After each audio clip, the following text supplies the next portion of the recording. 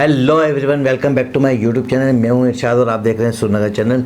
दोस्तों मेरे साथ मौजूद हैं Simal Shaikh. Hello my YouTube family, कैसे हैं आप लोग? उम्मीद करती हूँ खैरियत से होंगे, जहाँ होंगे खुश होंगे। और जहाँ कहीं भी है जल्दी से हमारे चैनल को लाइक कमेंट सब्सक्राइब करना नहीं भूलिएगा। बेल के आइकन को जरूर प्रेस करिए ताकि न्यू आने वाली वीडियोस आप तक पहुँचती रहे। सजेस्ट और कमेंट तो बनता ही है। जी दोस्तों, आज फिर एक नई वीडियो की रिएक्शन के लिए आपके सामने मौजूद है। बहुत ही ज़बरदस्त मोदी जी नुमाया नज़र आ रहे हैं इस वीडियो में। और वीडियो में क्या क्या चीज़ें आपको नज़र आने वाली है, तो चलते हैं पहले वीडियो की जाने। तो चलते हैं वीडियो की जानी। वीडियो का टाइटल है 10 trillion economy, how tourism sector make India economy super power bye 2030।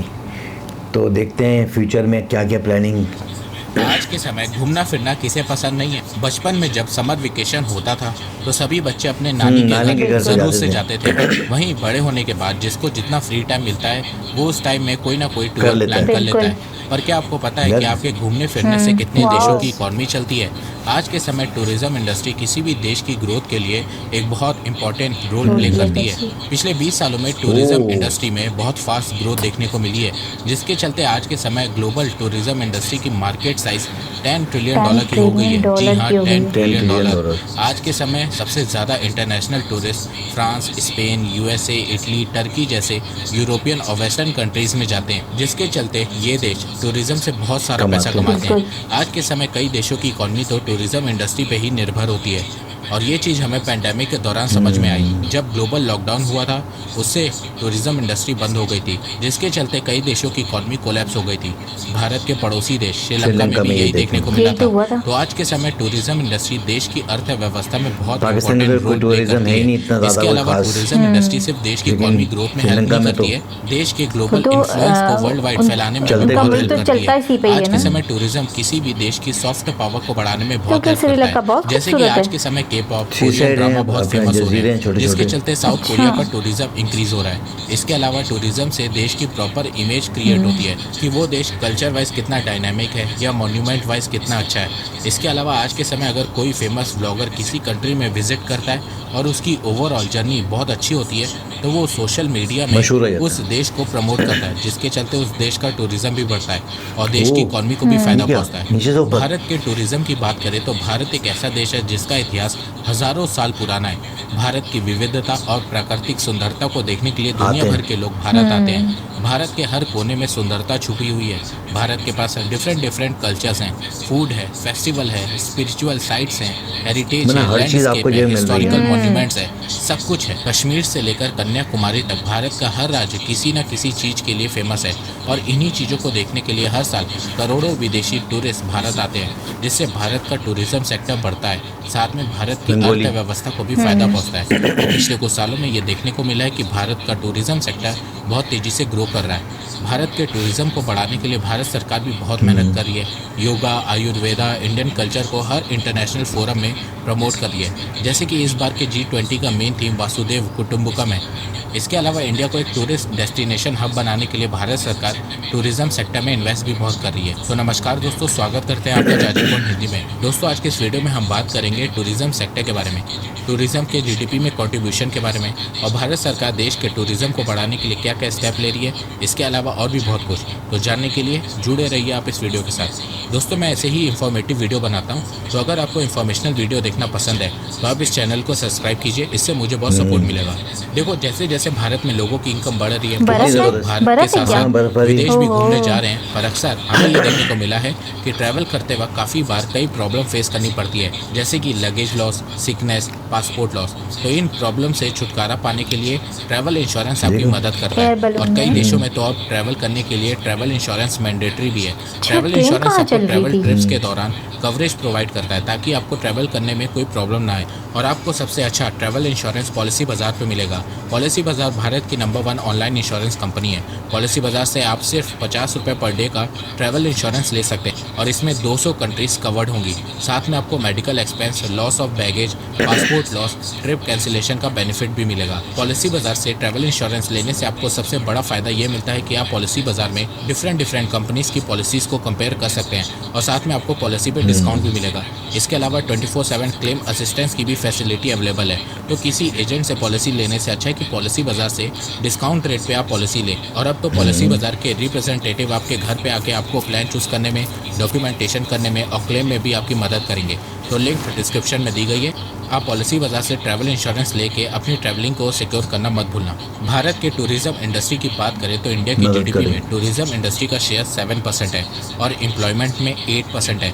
Bharat के टूरिज्म इंडस्ट्री में 40 मिलियन लोग एम्प्लॉयड हैं। साल 2014 के बाद से हमें ये देखने को मिला कि भारत का टूरिज्म इंडस्ट्री बहुत तेज़ी से ग्रो कर रहा है। जहाँ 2014 में भारत की जीडीपी में टूरिज्म इंडस्ट्री का कॉन्ट्रीब्यूशन $185 बिलियन था, 2018 में यह बढ़ के $247 बिलियन तक पहुँच गया था। जहाँ 2014 में भारत में 7.6 मिलियन फॉरेन टूरिस्ट आए थे, वहीं 2019 में लगभग 11 मिलियन फॉरेन टूरिस्ट आए थे।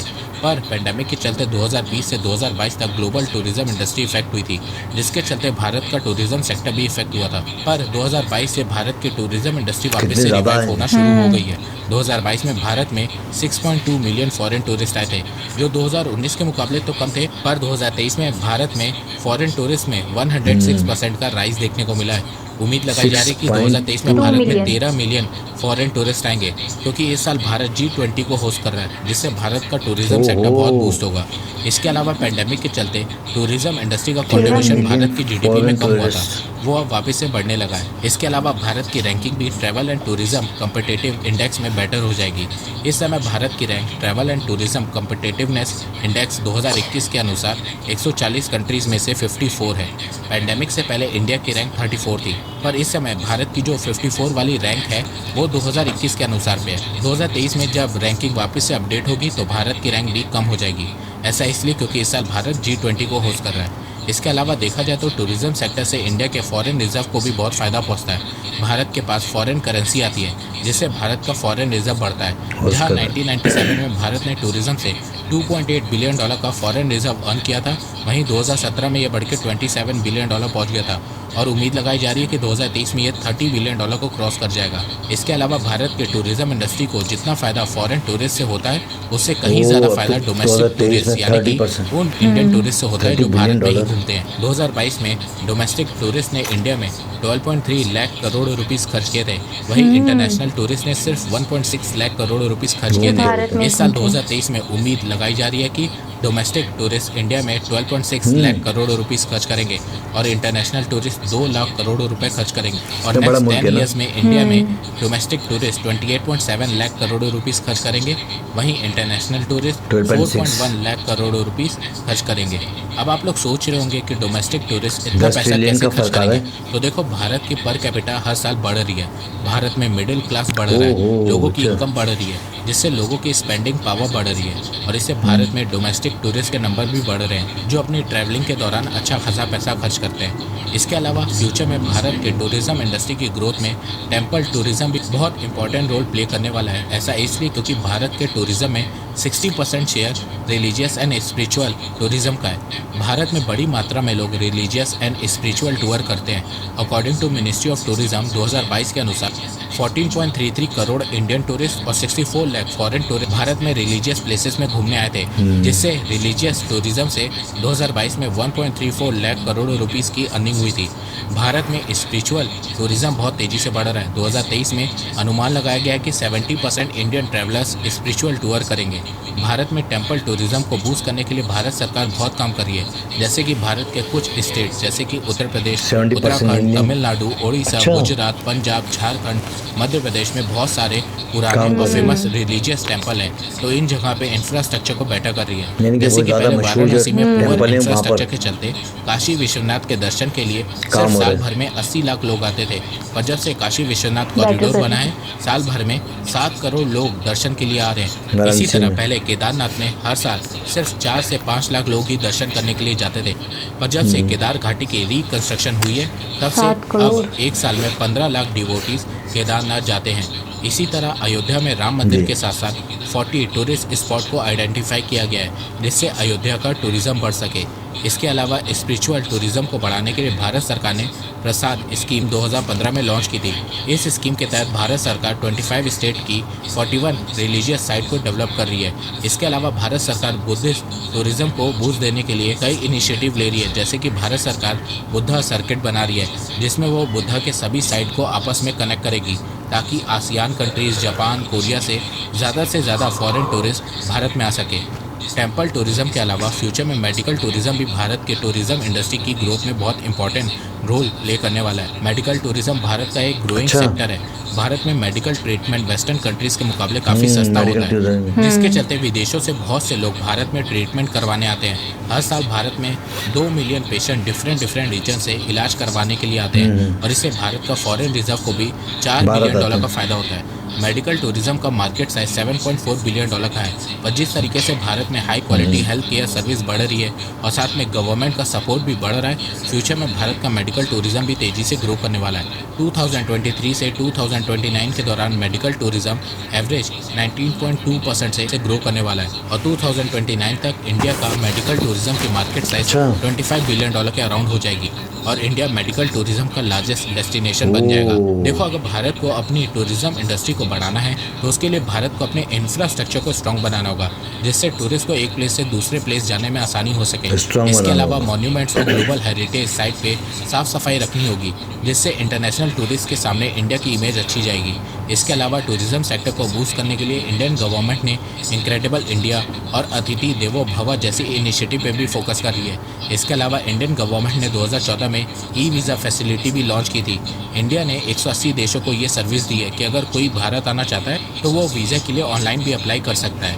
ई वीज़ा के चलते इंडिया में टूरिज्म भी इंक्रीज़ हुआ है। इसके अलावा भारत सरकार टूरिज्म इंडस्ट्री को बूस्ट देने के लिए इंफ्रास्ट्रक्चर पे 20 लाख करोड़ रुपए भी खर्च कर रही है। फ्यूचर की बात करें तो जिस स्पीड से भारत डेवलप हो रहा है, भारत का इंफ्रास्ट्रक्चर स्ट्रॉन्ग हो रहा है, भारत में लोगों की पर कैपिटा इनकम बढ़ रही है, इससे अनुमान लगाया जा रहा है कि 2028 तक टूरिज्म सेक्टर का कंट्रीब्यूशन भारत की जीडीपी में $500 बिलियन से ज़्यादा का हो जाएगा, और 53 मिलियन जॉब्स क्रिएट होंगी, और 2030 तक भारत टूरिज्म से $56 बिलियन का फॉरेन रिजर्व अर्न करेगा, और फॉरेन टूरिस्ट का नंबर 30.5 मिलियन को क्रॉस कर जाएगा।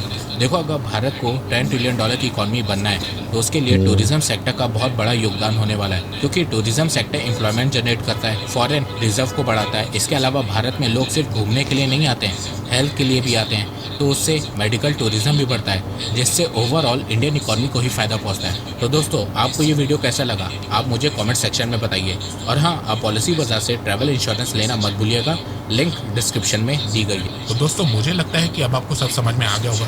तो इसी मतलब आपने देखा कितनी ज़बरदस्त ये कंफर्मेशन हमें मिली कि टूरिज़्म से जो इंडिया में जो है बड़ा जो है ना बहुत बड़ा जो है बेनिफिट मिलता है, और पूरी दुनिया से जो है लोग आते हैं टूरिस्ट जो इंडिया में, वो बड़ा बिला झिझक आते हैं और उन्हें बड़ा मज़ा आता है, क्योंकि इंडिया वाहिद ऐसी कंट्री है कि जहाँ पर हर तरीके का जो है ना उसको जो है कल्चर जो है देखने में मिल जाता है। एक तो कल्चरल अगर आप देखें तो उससे जो है ना बंदा जो है बड़ा खुश होता है। दूसरा, खाने पीने की जो चीज़ें फूड के हवाले से जो है यानी कि वो उनको बड़ा जो है दिल भाता है कि भाई हम जो है तरह तरह की चीज़ें खाएं। मैं भी बात करूँ तो मेरे मुंह में भी पानी आ रहा है। अच्छा, दूसरी चीज़ ये कि बहुत ज़्यादा जो है ना बड़ा जो है मुल्क है, और हर जगह पर एक अलग मुनफरिद जो है चीज़ें नज़र आती हैं, और आप जो है ना ऐसा नहीं होगा कि आप किसी जगह पर आप जाएँ और आपको जो है बोरियत महसूस हो।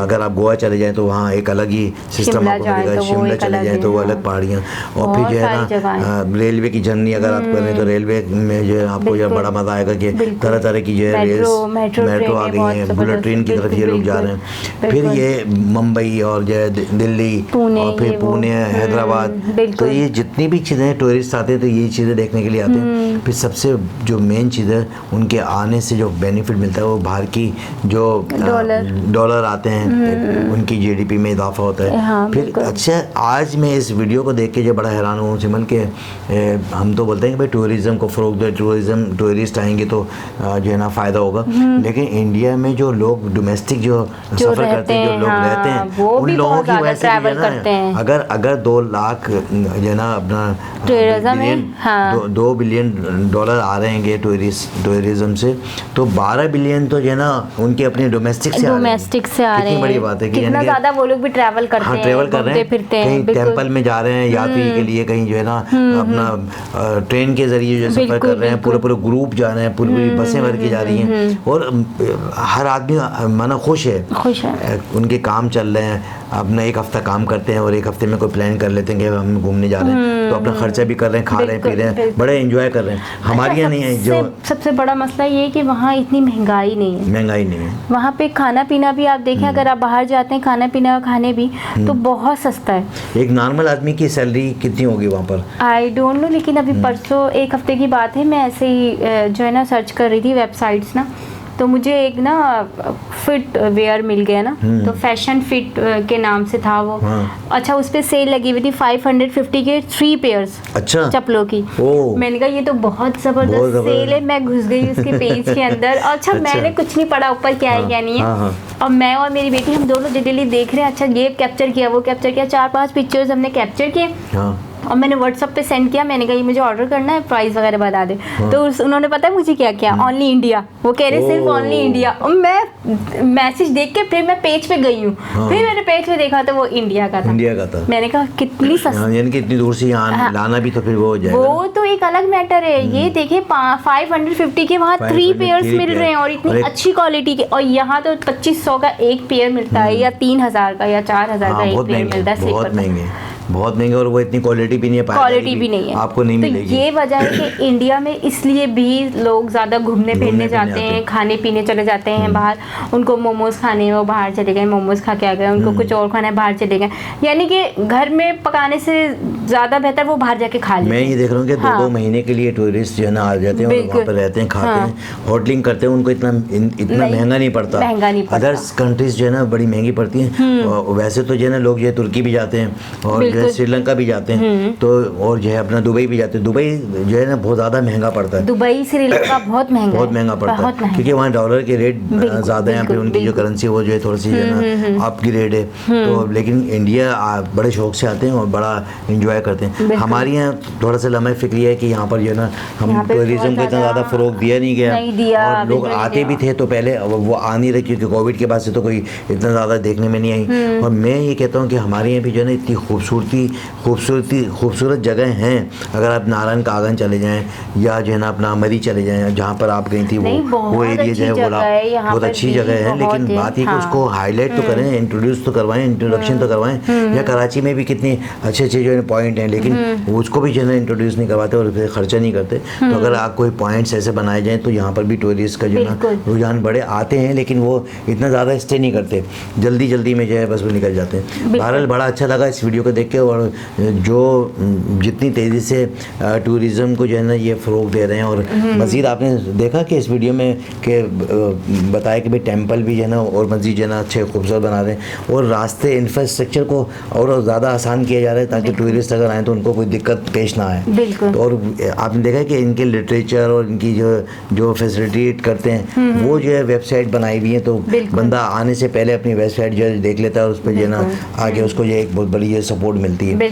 तो बहरहाल टूरिज़्म को बहुत ज़्यादा जो फ़रोग दे रहे हैं, बड़ा अच्छा लगा इस वीडियो को देख के।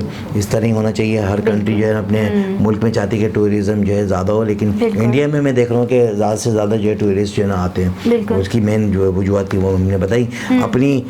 हमारी वीडियो के तवज्जुह से आपने कमेंट्स में जो है ना ज़रूर बताना है कि हमारा ये रिएक्शन आपको कैसा लगा। अपने कुछ थोड़ा बहुत जो है कभी कभार जो है कमेंट्स भी दे दिया करें, कुछ वीडियो की जो सजेशन दे दिया करें कि हम किस वीडियो पे और कौन सी वीडियो आप देखना चाहते हैं, ताकि हम उसी तरह की वीडियो रखें आप, ताकि जो है हमारा रिएक्शन देख सकें। इसके साथ ही मुझे और सिमरन शेख को इजाज़त दें। नेक्स्ट वीडियो में दोबारा से मुलाकात होगी। अल्लाह हाफ़िज़।